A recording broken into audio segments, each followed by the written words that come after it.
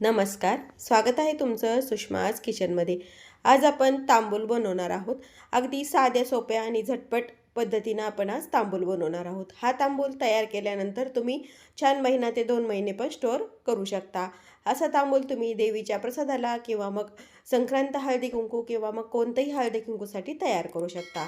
Video शेवटपर्यंत बघा, तसेच व्हिडिओला लाईक करा, शेअर करा आणि चॅनलला सबस्क्राईब करायला विसरू नका।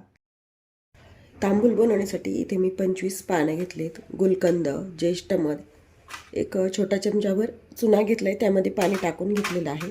4 विलायची, 4 लवंगा, थोडीशी बारीक केलेली सुपारी, बडीसोप, धना डाळ, गोड बडीसोप आणि थोडासा कात आणि गुलकंद एक आहे। आता हे पानं जे आहेत याचे आपल्याला देठ पूर्ण काढून घ्यायचे आहेत।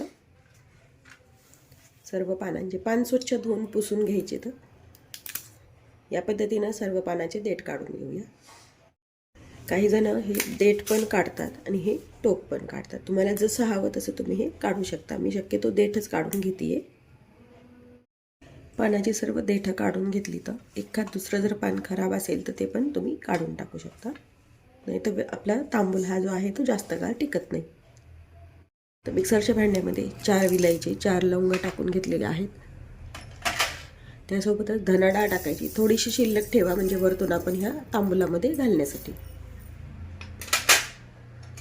बडीशोप पण थोडी मी शिल्लक ठेवणार आहे।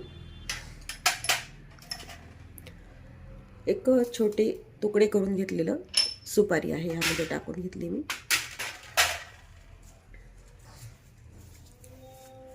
आता हे जे पानं आहेत ते हाताने असे तोडून यामध्ये टाकून घ्यायचे।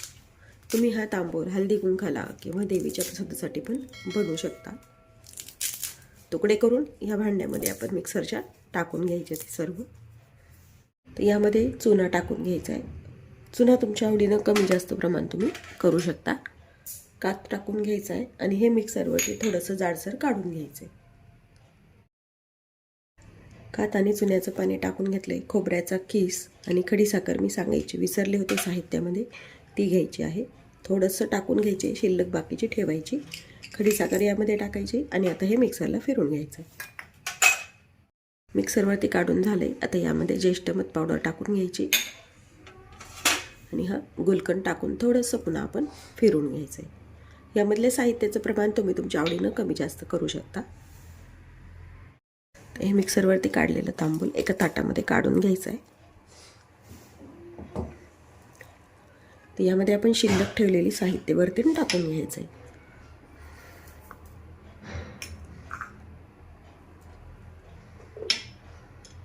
ह्या थोड्या गोड बडीशोपच्या गोळ्या। यामध्ये तुम्ही तुटी फ्रुटी पण वापरू शकता। फक्त हे व्यवस्थित मिक्स केल्यानंतर छान हवेमध्ये जर तुम्ही वाळवलं आणि नंतर एखाद्या काचेच्या बरणीत भरून ठेवला तर बरेच दिवस तांबूल हा छान टिकला जातो। तयार आहे आपला पान मुखवास किंवा मग तांबूल। हा तांबूल तुम्ही कोणतीही हळदी कुंकू असो किंवा संक्रांतीच्या हळदी कुंकाला तर आवर्जून बनवला जातो।